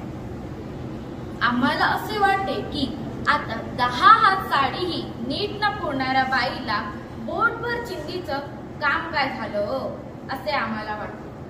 सांगायचा मतितार्थ असा की बोटभर असा शब्द अगदी क्षुल्लक छोटस असतो असा त्याचा अर्थ असतो. पण माझ्या बोटभर दुखण्यानं मला कसं हैराण केलं याचीही हातभर कहाणी आहे. कुठला तरी कडक गुळ पत्त्यानं टेकतात आणि इकडच्या तिकडच्या गप्पा करताना एक घाव माझ्या उजव्या हाताच्या बोटाच्या वरमी बसला. तो वरमी बसलेला घाव लागला आहे याचं मर्मज्ञान मला उशिराच झालं. घाव लागल्यामुळे वेदना होऊ लागल्या म्हणून मी माझे बोट तोंडात टाकले. सर्व माझ्याकडे पाहत होते व म्हणाले, तू डावखोरी असताना तुझ्या उजव्या हाताच्या बोटाच्या वरमी घाव बसलाच तरी कसा? सर्व माझ्याकडे आश्चर्यचकित होऊन पाहत होते व त्यांनी स्वतःच्या तोंडात स्वतःचाच बोट घालून ते विचार करू लागले. 3 महिन्यांचा झालेला खर्च. त्या स्थितीत मला माझ्याच कपाळावर हात ठेवायची वेळ आली होती. थोड्या वेळानंतर बोट ठसठसायला लागले तेव्हा मला एका जाहिरातीची आठवण आली. मलम मलिये काम पे चलिये, मलम मलिये काम पे चलिये. तो मलम मी घाव झालेल्या बोटावर लावला पण बोट मुळीच सुद्धा हळेना. वाटतं बोटाकडे दुर्लक्ष केल्यामुळे बोटाला राग आला असणार म्हणून ते मनी माणसाप्रमाणे ताटलं. आता या बेट्या बोटाचा ताठा कमी करावा म्हणून मी बुरत्याला काठीचा आधार असं वागायचं ठरवलं. अहो म्हणते मी गरम पाण्याने शेकून सुद्धा पाहिलं पण छे, मोडेल पण वाकणार नाही, मोडेल पण वाकणार नाही असा त्याने मराठी बाणच दाखवला. शिवाय एका जागेवर राहून फुप्प करून फुगत बसले आणि हे टम झालं. त्याही स्थितीत मस्का मारून पहा म्हणून मी तेल मालिशही केली पण वो टस्से मस्त नाही हुआ, पण वो टस्से मस्त नाही हुआ. शिवाय हा नाकसोड डॉक्टरांचा फोन जोड, शिवाय हा नाकसोड डॉक्टरांचा फोन जोड. शेवटी भारताचा उपदेश ऐकून मी डॉक्टरांना फोन केला. डॉक्टर म्हणाले, तपासल्याशिवाय काही कळू शकत नाही, तुम्ही त्वरित दवाखान्यात द्या. मी दवाखान्यात जायला निघाले. तिथे ही गर्दी, कुणाचा पाय प्लास्टर म्हणे कुबड्या आधारी, कुणाच्या गळ्यातच हात म्हणजे त्याचा स्वतःचाच हात त्याच्या स्वतःच्याच गळ्यात. तिकडची स्थिती पण कुठं गोळा आला. तिकडून लवकर पळ काढावंसं वाटत होतं पण डॉक्टरांना भेटणं तेवढंच गरजेचं होतं. हाडबीड तुटलं नसेल ना अशी खूप भीती वाटू लागली आणि असे कितीतरी प्रश्न माझ्या मनात होते. नंतर त्या चिमुकल्या बोटाची नुसती तपासणी, क्षकिरणांनी फोटो वगैरे सुद्धा काढली. डॉक्टर म्हणाले, प्लास्टरची काहीच गरज नाही आहे, तसं स्ट्रॅम्पिंग करायचं आहे. डॉक्टरांच्या त्या मिठाच बोलण्यात माझे मन हलके झाले, मनावरचा ताण उतरला. पण थोड्या वेळात ब्रह्मनिराश झाला. तर स्टंपिंग नावाच्या प्रकारामध्ये एकच बोट नव्हे तर आजूबाजूची दोन्हीही बोट घट्ट बांधून ठेवली होती. मी अंतकाळाने घरी परतले. आताची स्थिती पाहून मी कामावर रजा घेतली. आपण उगाचच म्हणायचो डावा आणि उजवा, आता तेही म्हणायला नको कारण की डावं पण तेच उजवं पण तेच. म्हणून मी माझ्या डाव्या हाताने काम करायला सुरुवात केली. पण डावा हात हा अंमळ डावाच निघाला. विंचरणं, पकडणं, ढवळणं, लिहिणं, शिवणं अशा कोणतीही कामे नीट नव्हती झाली होती. म्हणून मला गप्प होऊन एकाच जागेवर बसायला लागलं. डॉक्टरांनी दिवसभरात 5-6 गोळ्या दिलेल्या. माझी इथे बोटाची ठसठसायला होऊ आणि मी चळवळायची नाही म्हणून मी कळवळायची. आता या गोळ्या पोटात गेल्याच्या नंतर नक्की पोट बरं करणार की माझं पोट बरं करणार अशी माझी बालपणापासूनची बाळवत शंका होती. गोळ्यांच्या किमती पाहून माझ्या स्वतःच्याच पोटात गोळा आला व मी त्या गोळ्या गिळंकृत केल्या. नंतर ती बांधलेली बोट आता रॅपिंग असा सोपा शब्द सोडून स्क्रॅपिंग असा जड शब्द का वापरला डॉक्टरांनी हे डॉक्टरच जाणे. स्क्रॅपिंग निघाल्यावर मी अलबेल करू शकत नव्हते कारण की डॉक्टरांनी मला चेंडू वळण्याचा व्यायाम सांगितला होता. बच्चक का खेळले म्हणून मी याच्याकडे दुर्लक्ष केले. पण थोड्या दिवसात बोट हलूच शकत नव्हते म्हणून मी डॉक्टरांकडे गेले. डॉक्टर म्हणाले, माझ्याकडे दुसरा काही पर्याय नाही आहे. म्हणून डॉक्टरांनी त्याच्यावरच बोट उचलवले व मला चेंडू वळण्याचा व्यायाम व कागदाचे घट्टे गोळे करण्याचा व्यायाम सांगितला. रजा संपली मी कामावर परतले, पण बोटांमुळे कामाचा बट्ट्या बोळच. हळूहळू हत्तीच्या पावलांनी आलेले दुखणे मुंगीच्या पावलांनी हळूहळू बरे होऊ लागले. आपल्याकडे प्रभाते कदर्शनम अशी प्रथा का पडली असावी हे समजून चुकले आणि मला माझ्या बोटांचं महत्वही कळालं आहे. धन्यवाद.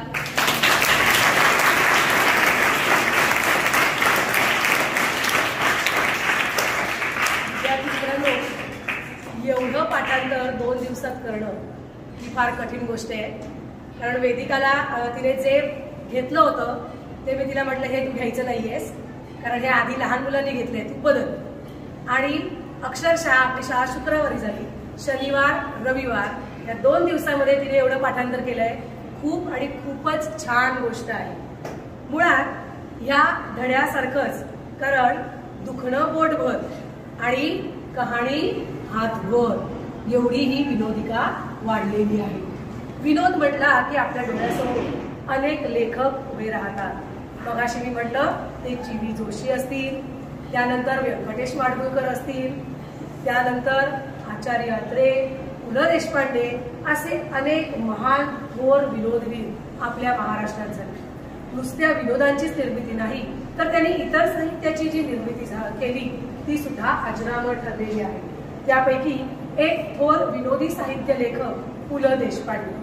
पु ल देशपांडे यांनी जरी खूप विनोदी लेखन केलेलं असलं तरी त्यांनी काही नाटकं सुद्धा लिहिली. त्यापैकी एक अजरामर कलाकृती म्हणजे ती फुलराणी. त्या ती फुलराणी मधला एक छोटासा भाग एक नाटिका सादर करणार आहे सुप्रिया दासराव श्रीरामे, इयत्ता 7वी ब.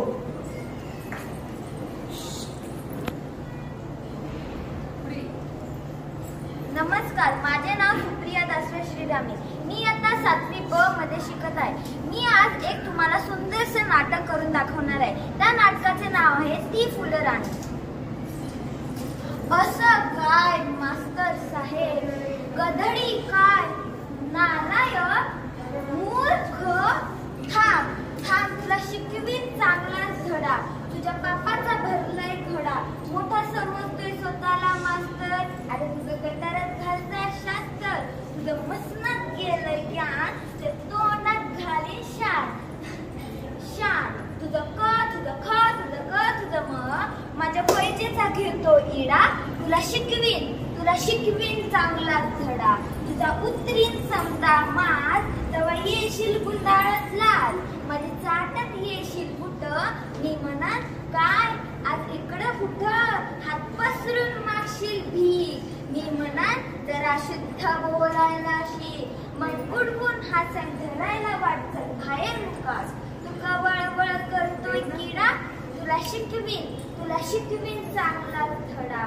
तुला दाखवते बघ चोरा, तू बघशील माझा तोरा. आहा ओहो, आहा ओहो, how sweet lovely charming beauty. हा संपे ठरतात मंजूचे पार, कुत्र्या वाणी घोडीनं लोंडा, तरीच या मुलांचा जातातच लोंडा. हाय मंजू, हाय दिली, हाय मंजू, हाय दिली. मंजू केम छो, how do you do, come go hanging garden. I pay your pardon. कुणी आणतील सडीची साडी, कुणी देतील मोत्याची कुडी, कुणी घालतील फुलांचा सडा. मग कुठून जाईल राजकुमार, सफेद घोड्यावर होऊन स्वार.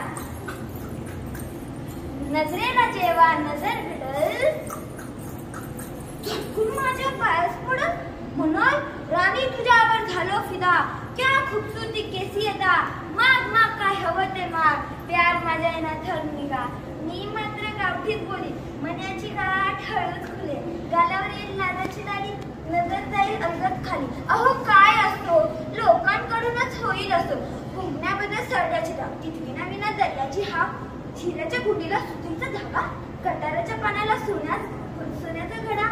महाराजाची कथात बसून कसं विकल पण हो माझी सून, दरबारी धरत्या मुठीत ना राजा म्हणत्यात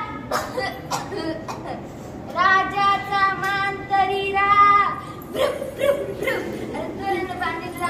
त्या अशोकाला शिकवेनचा चांगलाच धडा.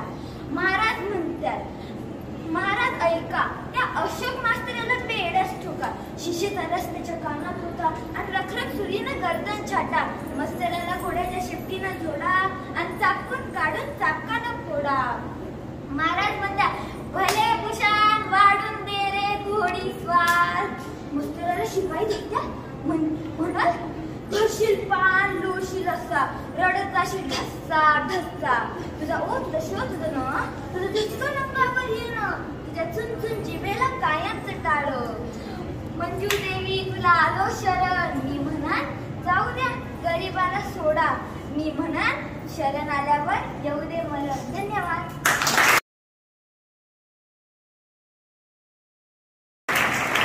खूप छान सुप्रियाने सुद्धा वेगळा विषय घेतला होता.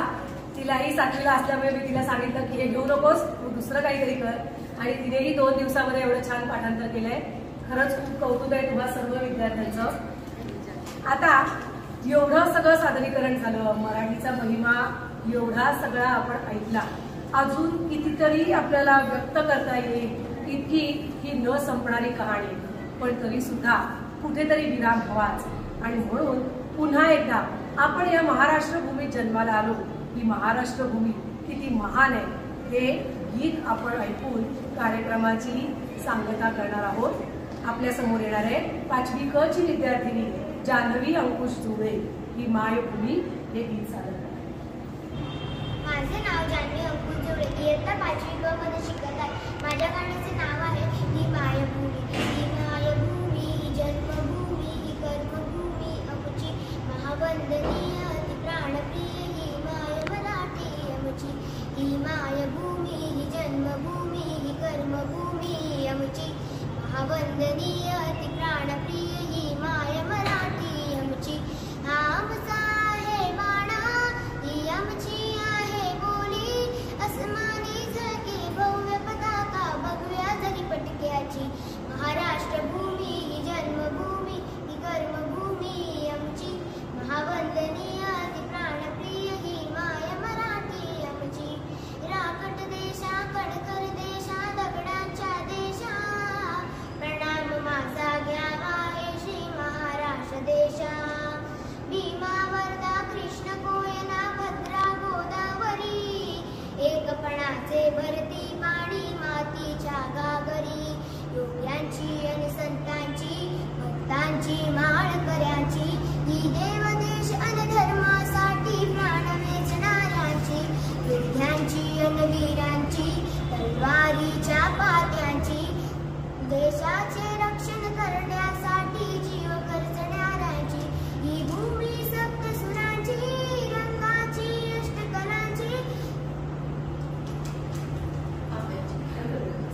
ही भूमी सप्तसुरांची रंगाची अष्टकलांची काव्याची शास्त्र विनोदाची ही भूमी साहित्याची. महाराष्ट्र भूमी ही जन्मभूमी ही कर्मभूमी आमची महावंदनीय ती प्राणप्रिय ही माय मराठी आमची. ही मायभूमी ही जन्मभूमी ही कर्मभूमी आमची महावंदनीय ती प्राणप्रिय ही माय मराठी आमची. या कार्यक्रमाच्या समारोपाकडे वळूया. आपले आजचे मान्यवर जे आहेत या मान्यवरांना आपला कार्यक्रम पाहिल्यानंतर काय वाटलं हे थोडक्यात व्यक्त करतील. पहिल्यांदा मी आमंत्रित करते संख्या मॅडम यांना. त्यांनी आपलं मनोगत 2 शब्दात व्यक्त करले. खूप छान कार्यक्रम केलेला आहे. या कार्यक्रमाचे प्रमुख पाहुण्या आमचे सहकारी शिक्षक, त्यानंतर हे खूप सुंदर अशी तुम्ही मुलं एवढा वेळ छान कार्यक्रम सादर केला आणि तुम्ही सर्वांनी तो कार्यक्रम खूप छान आनंदाने साजरा केला. आणि इथे 2 पालकही उपस्थित आहेत. हा अत्यंत सुंदर अगदी 2 दिवसामध्ये मॅडमने सांगितल्याप्रमाणे 2च दिवसामध्ये ह्या विद्यार्थ्यांची जी तयारी आहे ती अगदी वाखाणण्यासारखी आहे. म्हणजे ह्या मुलांसाठी खरोखरच आपण टाळ्या वाजवल्या पाहिजे तुमच्या मित्रमैत्रिणींसाठी. सर्वांनी टाळ्या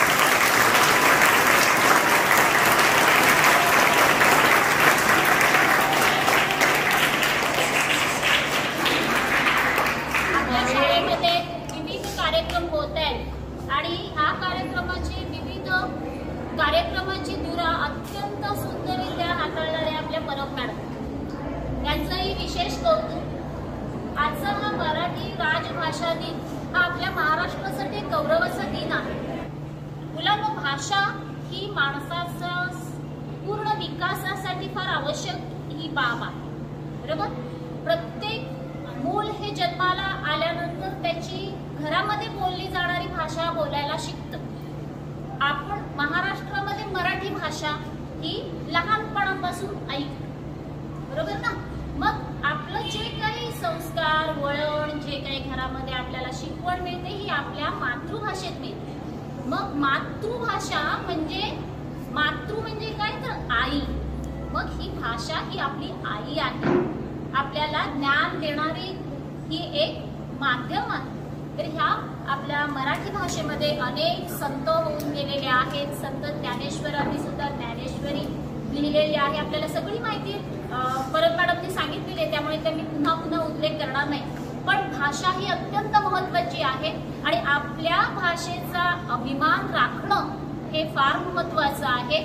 अनेक जगातले असे देश आहेत की त्या देशामध्ये त्यांची मातृभाषाच बोलली जाते आणि लिहिली जाते आणि राजभाषा म्हणून वापरली जाते. त्यांना कुठेही लाज वाटत नाही. पण आपल्याकडे खंत अशी निर्माण झाली, वेगवेगळ्या भाषा येत गेलेल्या आहेत. त्याच्यामुळे अनेक भाषांच्या प्रभावामुळे आपली भाषा मागे पडू नये आणि त्याच्यासाठी ही सगळी आपल्या भाषेची जी काही परंपरा आहे, संस्कृती आहे, ही पुढे चालू राहावी यासाठी हा सगळा उहापोह. आणि आपल्या भाषेमध्ये होऊन गेलेली जी महान व्यक्ती आहेत त्यांची सुद्धा आपल्याला जाणीव असणं, माहिती असणं फार आवश्यक असतं. आणि म्हणूनच हे असे कार्यक्रम आपण शाळेमध्ये घेत असतो. तर तुम्ही खूप सुंदररित्या हे सर्व काम केलेलं आहे आणि खूप छान एवढा वेळ सगळेजण तुम्ही मांडी घालून बसलात. खूप खूप कौतुक तुमचं आणि ह्या विद्यार्थ्यांचं सुद्धा खूप खूप कौतुक. आणि इथे बोलण्याची संधी दिली, आज आम्हाला व्यासपीठावर बसण्याची संधी त्या सर्व आमच्या प्रिय शिक्षकांनी दिली, त्याबद्दल त्यांचे आम्ही आभारी आहोत. आलेले असाल, बसून बरेच वेळ आपण बसलेलो. ठीक आहे, मी अगदी 2 मिनिटं म्हणजे तुमच्याशी फक्त संवाद साधणार आहे. मगाचपासून जे सगळं छान चाललेलं आहे, गोष्टी सांगितल्या आहेत, एकपात्री प्रयोग आपले झालेले आहेत, आपले सगळे शिक्षक आम्हीच इथे बसलेलो आहोत. याचा अर्थ काय माहिती, आपण जे दिवस हे साजरे करतो, मराठी भाषा दिन असेल, सायन्स दिवस असेल, किंवा आजचा आणखी तिसरी एक गोष्ट आहे. आज आपले राष्ट्रपती, पहिले राष्ट्रपती भारतरत्न डॉक्टर राजेंद्र प्रसाद यांची पुण्यतिथी आहे. अशा त्रिवेणी संगमातून हा कार्यक्रम चालला. भाषा दिन साजरा करणं आणि त्याचा अभिमान बाळगणं हे आपल्याला अनायसे आलंच, पण त्यातून हे हिरे आमचे उद्या खूप मोठे होणार आहेत. हाच तर आमचा खरा सिद्धांत आमचा हाच आहे. भाषा दिन साजरा करायचा अर्थ एवढाच आहे की आता जे सगळ्या तुमच्या समोर सादरीकरण झालेले आणि तुमच्यामध्ये बसलेले आहेत, जे समोर नाही आलेले आहेत, भीती असेल, घाबरलेले असाल, पण उद्या सगळे आरंभटचे सगळे हे कलाकार, मग ते राजकीय क्षेत्रात असतील, नाट्य क्षेत्रात असतील, चित्रपट सृष्टीत असतील किंवा गायन क्षेत्रात असतील, हा त्याचा उद्देश आपण सफल करण्याचा प्रयत्न, हे पहिलं पाऊल आहे. त्यामुळे मगापासून जे सगळं सादरीकरण झालेलं आहे, परम मॅडमचं कौशल्य या ठिकाणी आपल्याला माहिती की ते अतिशय उत्कृष्टपणे तुम्हाला सगळ्यांना सामावून घेऊन कार्यक्रम छान पुढे नेतात. आपल्यासमोर 2 पालक समोर येऊन ते कार्यक्रमाला हजर आहेत. आम्हालाच पाहुणं गेले आमच्या यांनी आणि आमच्या इथे सगळे ज्येष्ठ सगळे शिक्षक बसलेले आहेत. हा जो आम्हाला सगळा मान सन्मान या सर्व आमच्या आप्त शिक्षकांनी दिलेला आहे, त्याबद्दल त्यांचे एकदा धन्यवाद. तुम्ही इतके मोठे व्हा, इतके खूप मोठे व्हा की जेणेकरून हे सगळं आम्ही दिवस तो साजरा केला होता हे आठवलं तरी त्या गोष्टीची पूर्तता आमची आर्यभटमधून होऊन जाते. गेलेली सगळी मुलं टॉप लेवलची आर्यभटच्या शाळेचं नाव घेत आहे, उद्या तुम्ही सुद्धा घेणार. माझं एवढंच बोलायचं, मी तुम्हाला संवाद साधण्यासाठी झाले. खूप धन्यवाद, तुम्ही इतके बसलात. मॅडमनी हा कार्यक्रम छान अरेंज केला. उपशा मॅडम बोलल्या, संखे मॅडम बोलल्या, राठोड मॅडम बसल्यात. त्या सगळ्यांना खूप छान कार्यक्रमाची रंगत वाढली त्याच्यामुळे. आणि मगाशी जे काही 2 डेमो झाले ना, एक आली दुसरी गेली, त्याने आपला थोडा विरंगुळा झाला बघा. कोणालाही इथे उभं राहून बघा की आपल्याला स्टेजवर बोलताना काय वाटतं. आपण इतक्या लोकांसमोर बोलते, ती जी काही भीती असते ती इथे आल्यानंतर कळते. इथे बसून भाषणं किंवा बोलणं फार सोपं आहे, बरोबर आहे की नाही. त्यामुळे तुमच्यामध्ये सुद्धा लपलेले कलाकार आहेत, ते आज ना उद्या बाहेर येतील. 10वी पर्यंत जाल त्याप्रमाणे आता आपण सोडा बॉटल क्लॅप्स घेणार, माहितीये ना?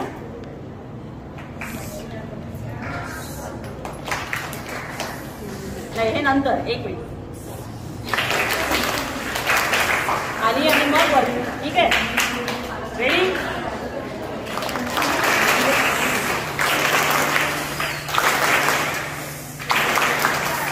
गोऱ्या नावाच्या गावाने वरती गेलं. परत एकदा.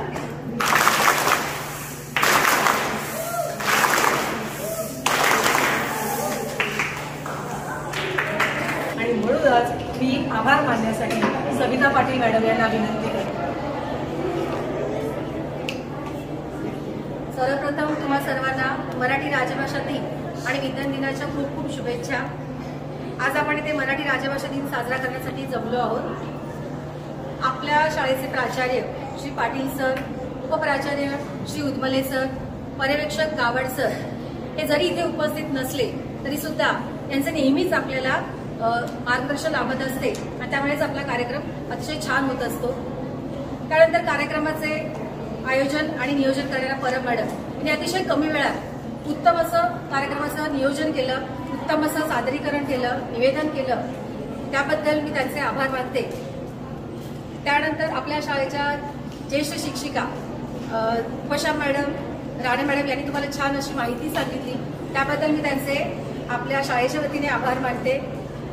आपले बरब सर हे बऱ्याच वेळापासून हातामध्ये कॅमेरा घेऊन हे सगळे सुंदर क्षण कैद करत आहेत आणि हे आपल्याला पुन्हा पाहायला सुद्धा मिळणार आहे. त्याबद्दल मी शाळेच्या वतीने त्यांचे आभार मानते. कार्यक्रमासाठी ज्या ज्या शिक्षकांचे सहकार्य लाभले त्या सर्व माझ्या सहकारी शिक्षकांचे मी शाळेच्या वतीने आभार मानते. त्याचबरोबर हा कार्यक्रम ज्यांनी या ठिकाणी यशस्वी केला ते आपले हे सगळे जे सहभागी विद्यार्थी जे आहेत अतिशय कमी वेळात अगदी 2 दिवसात त्यांनी उत्तम अशी तयारी केली आणि छान असं सादरीकरण केलं. त्याबद्दल मी तुमच्या सर्वांचे कौतुक करते.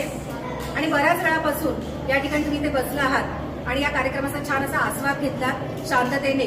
त्याबद्दल मी तुम्हा सर्वांचे खूप खूप कौतुक करते. तसेच आपल्या प्री प्रायमरीच्या मुख्याध्यापिका मी सर्व त्यांना ओळखत असता नसीम टीचर यांनी आपल्याला हा हॉल उपलब्ध करून दिला. हे छानसं असं डेकोरेशन आपल्याला इथे उपलब्ध करून दिलं. त्याबद्दल मी शाळेच्या वतीने त्यांचे आभार मानते. धन्यवाद.